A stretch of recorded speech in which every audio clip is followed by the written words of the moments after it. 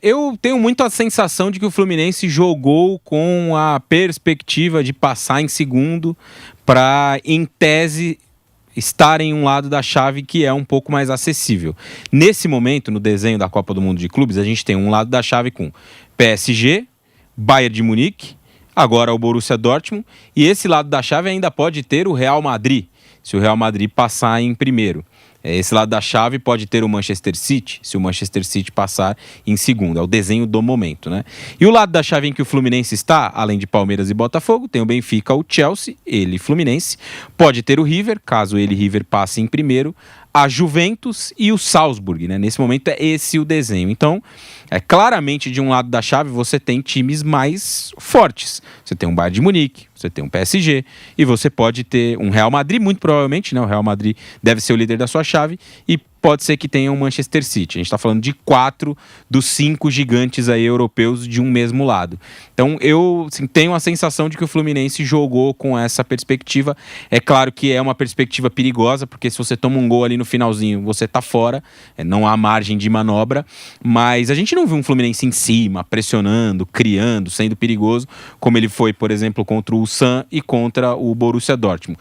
Eu acho que o balanço da primeira fase do Fluminense ele é bastante positivo. O Fluminense fez uma boa primeira fase, fez um ótimo jogo contra o Borussia Dortmund, embora não tenha vencido. Fez um jogo muito bom contra o San, embora tenha tido ali 10 minutos de um descontrole, de se desligar um pouco do jogo, né? Mas buscou a virada no segundo tempo.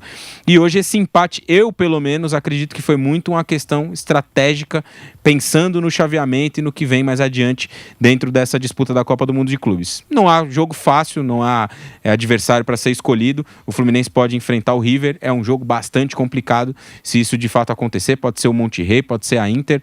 Não era uma certeza de que ele vai enfrentar um adversário que não seja europeu nas oitavas de final, mas como disse, tenho sim a perspectiva de que o Fluminense trabalhou muito pensando que o empate, passar em segundo lugar para um outro lado da chave, poderia ser de alguma forma mais acessível. Apenas uma sensação que pode ser confirmada ou não pelo Renato Gaúcho daqui a pouquinho na sua entrevista coletiva.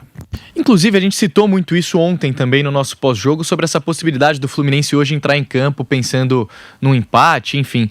Você acredita, Flávio, que pode ter acontecido isso de fato, que o Renato Gaúcho pode ter privilegiado o empate pensando na sequência, no chaveamento, um chaveamento com 2 times brasileiros, o Palmeiras e o Botafogo, que o Fluminense já tem um conhecimento maior por ser da mesma liga, do mesmo país, além, é claro, de um Chelsea e Benfica, que, convenhamos, é muito mais tranquilo do que pegar Bayern de Munique, Paris Saint-Germain, enfim. Você acha que o Renato pode ter pensado nessa sequência do chaveamento também, Flávio? Talvez, né? Agora é um jogo realmente de alto risco, mas talvez. Aquela tal história de caísse do outro lado, talvez não visse muita chance, né? Então, mas vamos tentar pelo menos do lado de cá, que pode ser que a brincadeira, entre aspas, seja mais fácil. A realidade é a seguinte, para mim, tá? Fazendo um balanço da primeira fase, o nível técnico foi abaixo do que eu esperava.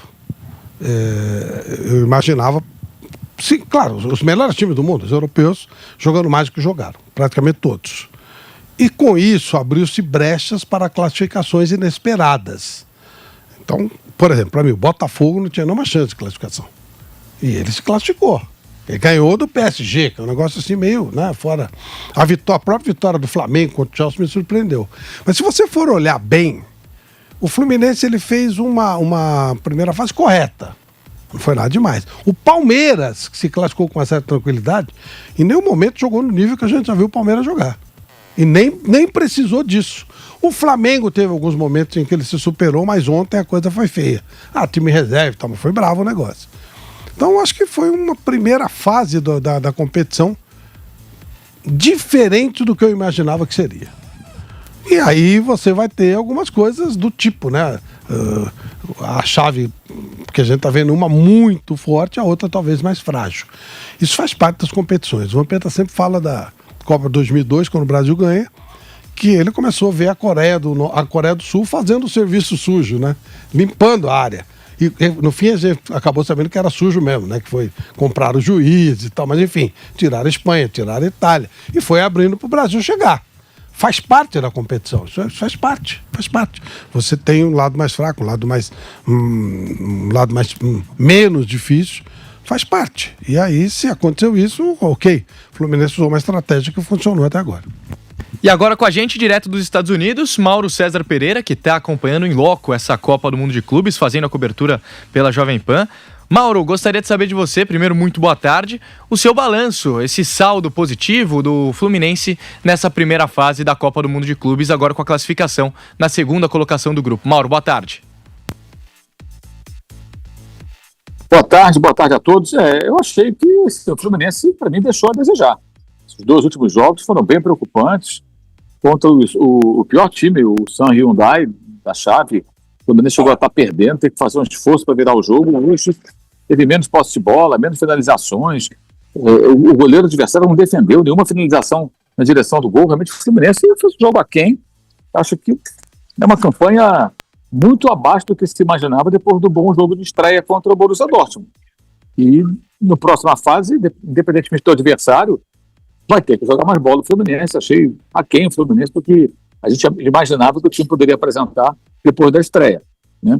Acaba ficando em segundo do grupo, né? Totalmente indefinido aí quem vai ser o próximo adversário, mas para conseguir avançar mais um pouco, acho que o Fluminense vai ter que apresentar um futebol melhor do que aquilo que vimos nesses 2 últimos jogos.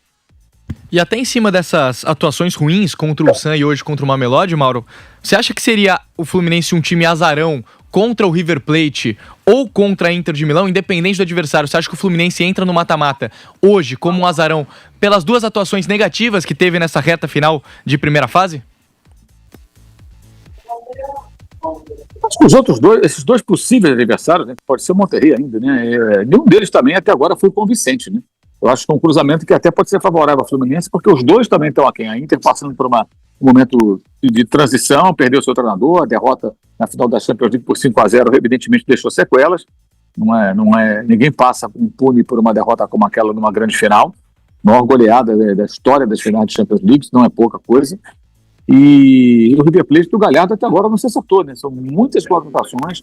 Fracassou na Copa da Liga Argentina, foi derrotado em casa, um dos grandes derrotados pelo Platense, que foi o campeão, e até agora também não apresentou nada de excepcional nesse Mundial de Clubes. Então, acho que a vantagem que há do Fluminense é que os adversários até agora também não apresentaram aquilo que poderiam, pelo menos em tese. Isso pode, evidentemente, tornar mais factível que o Fluminense enfrente uma dessas equipes e cresça. Então, os jogos maiores também, o time pode crescer, né, contra adversários mais pesados, como foi contra o próprio Dortmund, né? O time estava mais concentrado, o time estava mais compenetrado, mais mobilizado para o jogo e fez uma partida melhor, poderia ter até vencido, até mereceu mais a vitória do que a equipe alemã, mas os 2 últimos jogos não foram nada animadores contra times mais fracos. Hoje, especialmente, o Fluminense teve menos posse de bola, o Fluminense finalizou menos, uma coisa, no mínimo, preocupante para o torcedor tricolor. E pensando também nas atuações desse time do Mamelodi, Mauro, foi muito bem na estreia contra o San. Por mais que seja um time com deficiências técnicas, foi um time que, pelo modo de jogar, também chamou bastante atenção. Fez um jogo muito interessante contra o Dortmund, apesar da derrota, e hoje, mais uma vez, contra o Fluminense, um jogo que chama atenção, que jogou muito bem. Até por conta da boa Copa do Mundo de Clubes que fez a equipe sul-africana, você acha que a classificação do Fluminense acabou sendo justa, Mauro? Não dá para dizer que foi injusto, porque o Mamelodi, embora tenha mostrado virtudes, né, não foi capaz de vencer o jogo. Então, não dá para dizer que é injusto você se classificar se você fez mais pontos também, né? Mas você observando os confrontos e aquilo que você imagina contra o time sul-africano, independentemente do bom trabalho do treinador português, eu acho que fica realmente aquém, o Fluminense fica aquém. Mas não dá para dizer que foi injusto. Injusto acho que não. Você fez os pontos, se classificou. Acho que isso para mim não tem discussão. A grande questão é que a qualidade do futebol apresentado ficou abaixo. Hoje, uma bola vadia qualquer ali, tomava um gol, estava eliminado. Isso é para ficar no mínimo atento, né? Os 4 times brasileiros conseguiram suas classificações aí para as oitavas de final da competição. Palmeiras, Botafogo, que se enfrentam inclusive no sábado, 13h. O Flamengo, que vai ter um jogo muito duro contra o Bayern de Munique. E agora o Fluminense, que também aguarda o seu adversário. O fato dos 4 terem se classificado, para você, é algo surpreendente ou você já imaginava algo nesse caminho? O único que surpreende é o Botafogo, né? Que estava num grupo com 2 europeus fortes, venceu um, perdeu para o outro e conseguiu a classificação, né? A classificação do Botafogo também teve uma forte ajuda do PSG, né? Que o PSG goleou o Atlético de Madrid e isso ajudou o Botafogo. Não fosse a goleada, se o Atlético tivesse perdido por um placar de 1-0 e tal, estaríamos aí fazendo contas e talvez o Botafogo fosse eliminado da competição.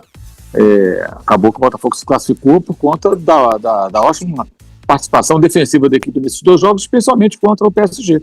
Aproveitou uma chance criada, se defendeu muito bem, não concedeu oportunidade para o adversário, saiu com 3 pontos improváveis, e o Botafogo acho que foi o time que surpreendeu. O Fluminense do seu grupo esperava essa classificação, vale para Palmeiras e para Flamengo, né? Gostaria de repetir uma pergunta que eu fiz para o Mauro a respeito desse balanço dessa primeira fase do Fluminense. Um jogo muito bom contra o Borussia Dortmund, que acaba empatando com chance de vitórias, inclusive. Depois, um jogo de altos e baixos, mas que termina com uma vitória contra o Sam. E hoje, um empate sem gols contra a equipe do Mamelodi. Eu queria um balanço da sua parte, o saldo positivo, negativo, a sua avaliação dessa primeira fase do Flu.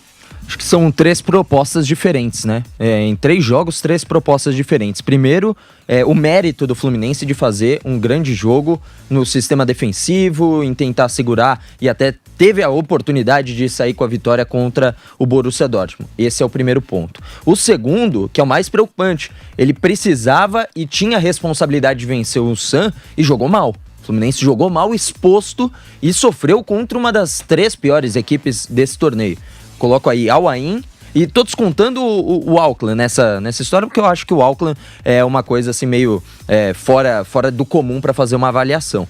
Até pelo status que tem o time aí semi-amador e tudo mais. Então assim, Al Ain, Ulsan e cabe mais um aí. Então assim, das 2 piores equipes, dá para colocar o Idade talvez aí nessa conversa. Mas o Fluminense sofreu contra uma equipe que é ruim, com a proposta e a necessidade de sair com a vitória.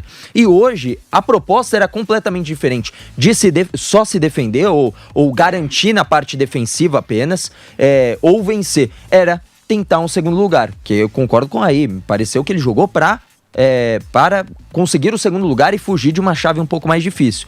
O que eu também não gosto, enfim, isso a gente já discutiu. Mas são 3 propostas diferentes. E mais do que essa, em que ele correu os riscos contra uma equipe que já tinha dado um calor contra o Dortmund, já tinha vencido a tarefa dele contra a equipe da Coreia do Sul, você correu o risco. Eu acho que o jogo contra o Sam é o mais preocupante, né, do Fluminense. Estou falando do Fluminense. E das 4 equipes, pra mim, é a que menos apresentou futebol. E aí, as que mais apresentaram. Flamengo, que concordo com o Flávio, mesmo com o time reserva, poderia ter feito muito mais contra o Los Angeles e tinha a obrigação, até pela marca, pelo tamanho, pela qualidade do elenco também. O Flamengo tinha uma responsabilidade maior ontem, ter feito mais do que fez mesmo com o time reserva. O Botafogo por ter conseguido essa classificação, aí depois vem Palmeiras e para mim o Fluminense com o pior futebol entre os brasileiros nessa fase de grupos. Todos passaram, mas agora virou uma outra conversa. Você não pode mais atuar como você atuou hoje, por exemplo, o Fluminense, pegando Inter de Milão, Monterrey ou o River Plate. E nos 3 casos, eu acho que, primeiro, a Inter é favorita, naturalmente, acho que o River é favorito, e contra o Monterrey não vejo um favoritismo do Fluminense. Em todos os casos, o Fluminense vai ter um jogo muito duro. E uma coisa que me chamou a atenção nesses 3 jogos do Fluminense, Raí, inclusive a gente conversou sobre isso no pós-jogo contra o Borussia Dortmund. O Renato, ele abre mão do esquema de jogo que vinha sendo normal no Campeonato Brasileiro, com os 2 volantes e o meio-campista central, o armador da equipe, no caso Paulo Henrique Ganso, para jogar com 3 zagueiros. Contra o Borussia Dortmund, o time se defendeu muito bem, fez uma grande atuação, a gente elogiou isso naquele jogo. Contra o Ulsan, era um jogo que o Fluminense precisava propor mais, se impor mais no campo de ataque também. Com isso, ele tira um volante e bota o Paulo Henrique Ganso para ser titular. Hoje, ele volta atrás na decisão. Mais uma vez num jogo em que, pelo menos na minha visão, ele deveria ter colocado um time mais ofensivo, que propõe mais jogo, ele tira o Paulo Henrique Ganso e bota mais uma vez 3 volantes, no caso Hércules, que para mim foi o melhor jogador em campo contra o Borussia Dortmund, o Nonato e também o Martinelli. Eu queria a sua avaliação hoje. Era jogo para jogar com o armador? Era jogo pro Paulo Henrique Ganso? Eu acho que esse diagnóstico, Gui, que eu concordo com você, ele ajuda a entender, talvez, por que o Fluminense entrou em campo pensando no empate, né? E na classificação em segundo lugar. A questão da chave que a gente falou há pouco, né? Que não é algo ilegal, não é uma estratégia. Você olhar para as duas chaves e, traçando aqui uma perspectiva para que lado a Alemanha, inclusive. Exato, a Alemanha usa muito isso. A Alemanha fez isso em 2 Copas do Mundo em que ela saiu vencedora, 54-74. A gente falou sobre isso ontem aqui, enquanto rolava o jogo do Bayern de Munique, que não fez isso. O Bayern pressionou, foi em busca do resultado no segundo tempo, ele não conseguiu empatar o jogo.